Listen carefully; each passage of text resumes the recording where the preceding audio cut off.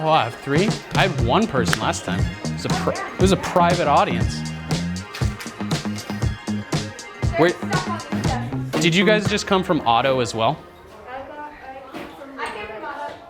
Perfect. And I was just about to ask, is anyone in here interested in going into like video? Or are any of you interested in... Oh my God, 4, congrats. I know, it's huge. I'm just crazy famous in here pretty much. Is anybody interested in like any kind of creative media or like photography, videography, drawing? So we have one. I'm not, but I got a question. Yeah, hit me. Go ahead. So, like, videography, would that go with being a YouTuber? Oh yeah. So let me kind of give you my philosophy here. So first of all, my name's Keller. I currently work for the Granite YMCA. I do all their video marketing.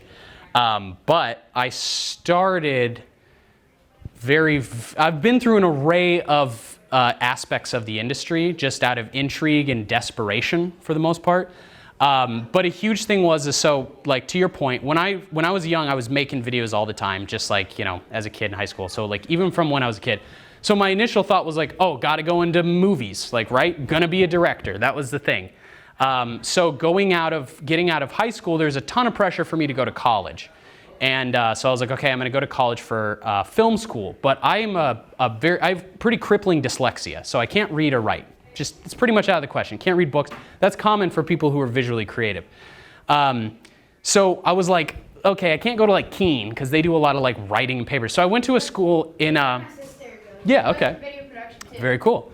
So I was like, okay, I'm gonna go to, I found a school in Colorado called the Colorado Film School, very creatively named. And they were very hands-on. So they taught me more about like set etiquette, how to set up stands, work on set, you know, all this. And through that school, I got a couple jobs on some small feature films. I was a best boy, so that's the assistant to a gaffer. That's the guy who does lighting on a movie. But I quickly realized that it kind of sucked because I was working like 14-hour days, making little money, and I was just hauling heavy equipment to and from set from a truck. And I was like, I don't have any say over this movie. Like, this is really not creative, and I could probably go make way more money like working construction doing very similar work. So that was like a pretty depressing thing because I was like, well, I can't work in movies, so I guess my dreams are crushed because this is the worst. So I started working sales jobs, and obviously I just like spiraled into a depression basically because that's not what I like to do. So I got pretty determined where I was like, there has to be like another way to make money with a camera than movies. So I started just going around in Colorado to little small businesses and being like, hey, you have a little convenience store, let me make a video on it and for your Facebook or whatever. Like those guys on TikTok. There you go. So, but this is like before all that. So it was like kind of weird. But what I quickly realized was that my biggest asset was that I was young, my age, because you had these people with established businesses, they had money, and they knew that like video was this thing that they were going to need for their business, but they didn't even know how to make a Facebook account. So I sort of was able to get them to like write me blank checks because like they've bought a chair 1,000,000 times in their life. They know what to expect to pay for a chair. They've never purchased a video, so they have no idea. So I could sort of like just name my price, and I was like, whoa, this is pretty cool. However, it's super boom and bust. So it was like some months I'd get someone who was like, love it, all this. Other months, everyone was like, just get out of my store, not interested. So I couldn't pay rent or anything on that. So I moved back to New Hampshire. And I was like determined to like, I'm gonna have to get way better at this, and I'm gonna have to reach more people than what I can do day to day going door to door. So I started a project basically forcing myself where I said, I am gonna make a video and edit it and upload it to YouTube every single day for a year, for 365 days. I wasn't necessarily trying to become YouTube famous or chase an audience. I was just trying to like force myself to do this all the time. I'm gonna hold questions till the very end, I promise. So I started making video every single day, but I was like, I'm not gonna make movies because I don't have enough friends to like come in and like be actors, and they're all bad actors anyways, and I can't buy props. And I'm not gonna film myself because like, I don't know, you know, all the Jake Pauls and whatever of the world, they're like doing backflips on ATVs. I was like, my life is not that interesting. So I was like, well, what do I have at my disposal that I can film? And I was like, New Hampshire. I have New Hampshire around me. So I started like filming scenery and stuff, but then I was like, no one cares. Like I was putting it online and no one was really watching it. So there's a term in social media marketing called a scroll stop that you may have heard, and it's just that thing when you're on your infinite scroll and you're like, wait a second, what was that? And it stops you. So I was trying to figure out like, well, what's a scroll stop that I have that's unique? So what am I not seeing online? And I was like, I'm not seeing videos on New Hampshire on my Facebook. So I started going out and just making videos on like literally anything, because I was making a video every single day. So I had to get really creative. So I was like going out and I'd find like a sign with a crook in it, or like a bend that I knew like 1,000 people every day passed going to work. And I made a video on that, knowing that at the very least, somebody, one person would be scrolling and stop and go, wait a second, I pass that sign every single day. And they're like, that's pretty funny. Oh, I'm gonna tag Cheryl in this, because she, like, we joke about that sign all the time. And so like, people were having an emotional reaction to it, which was unique, because I was competing at the time, or what I thought I was competing with, is like people with drone shots of Fiji and like all this crazy stuff that I could never go to. So I was like, well, let me get an emotional connection with these people. And it started to work. People started to share my content. And pretty soon I had, within a year, had gained an audience of about 2,000 people on Facebook, which in the scale of the internet is like nothing, you know, because there's people just like 100 million subscribers. But in terms of one individual, it was a pretty impactful amount of people, because I was now also getting like people with businesses and stuff who were seeing my work and they're going, okay, this guy's local, he's good at what he does, whatever. So I started to get like business from it. And then almost to the end of that year, I got a message from a gentleman, Justin Spencer, who's the lead in a band called Recycle Percussion. I don't know if you have ever heard of them. Yeah, so Justin got in touch with me and he says, hey, we're looking for a camera guy to work on a new show that we're making called Chaos and Kindness.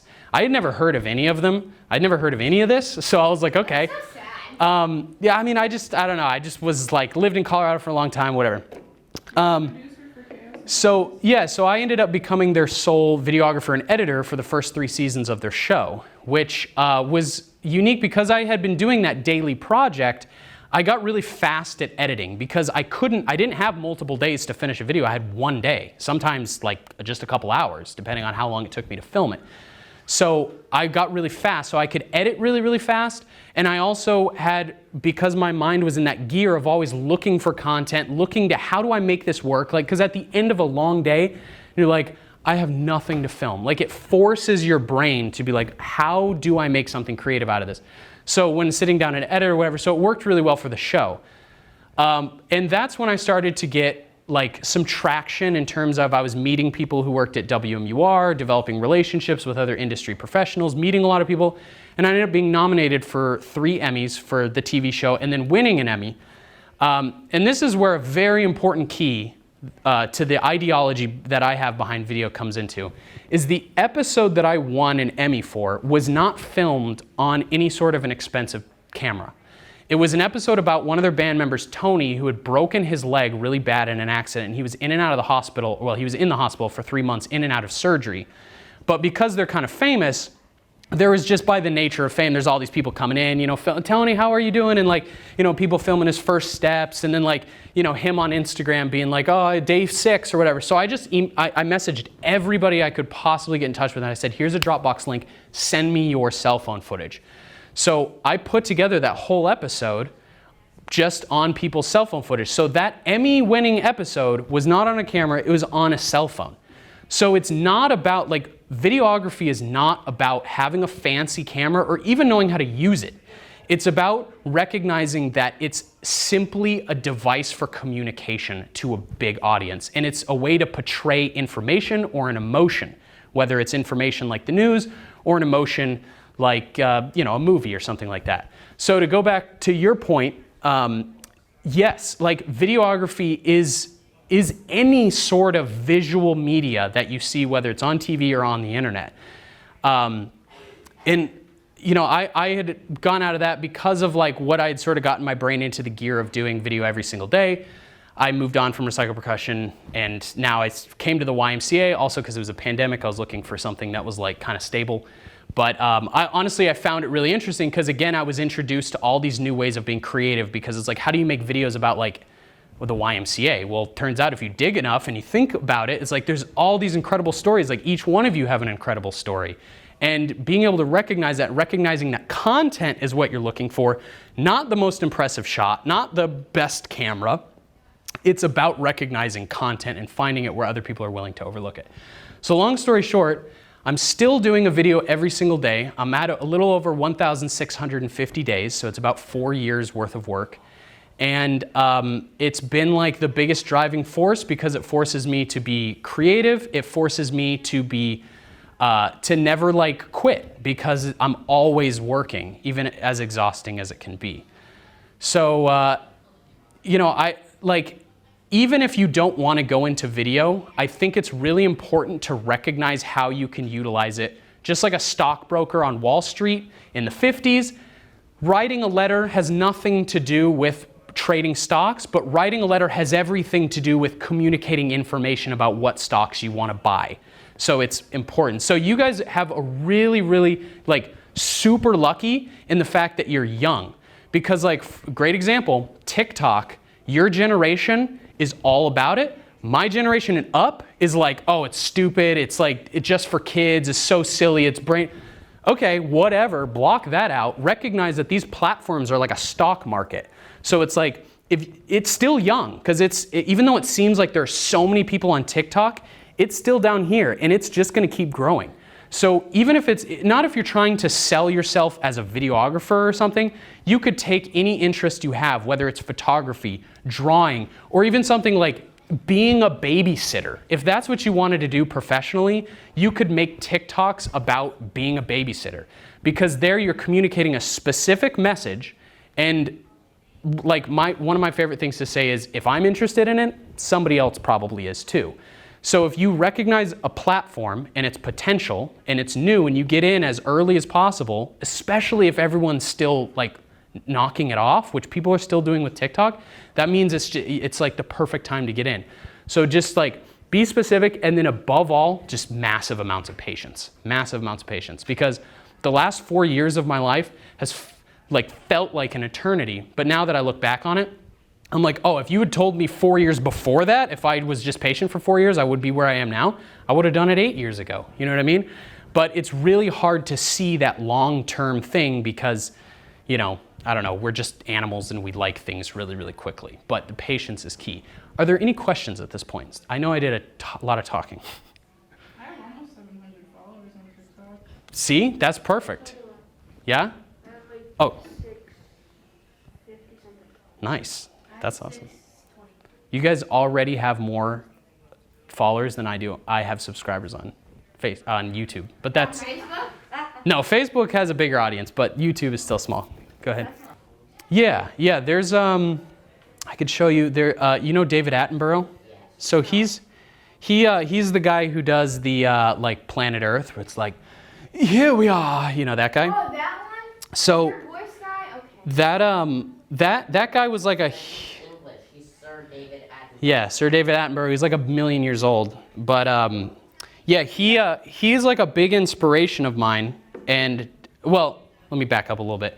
I watched a lot of those growing up, and like I super wanted to do nature documentaries because there's something about hauling your own equipment up like through the jungle all sweaty with like 800 pounds of equipment and then sitting for like 9 months to capture one shot of one bird, which is what they have to do to film those. Those documentaries take years, like 5 years, but they recycle it. So like, even though they get that one shot of the bird, they can use that bird shot in like 10 documentaries going forward. So it's worth them doing. But there was just something about that amount of patience for something and like just like working so hard for something that seems so meaningless that was really intriguing to me. And I think that also plays into like, you know, just incremental work pays off. Another favorite quote that I have is one singular vote has almost zero value. But at some point, a collection of votes becomes an unstoppable force of influence. So if you think of anything that you do, and every time you work at something as one singular vote, it's gonna seem like a waste of time because it's one singular vote. But with enough of those, eventually, you become the best at whatever you choose to do.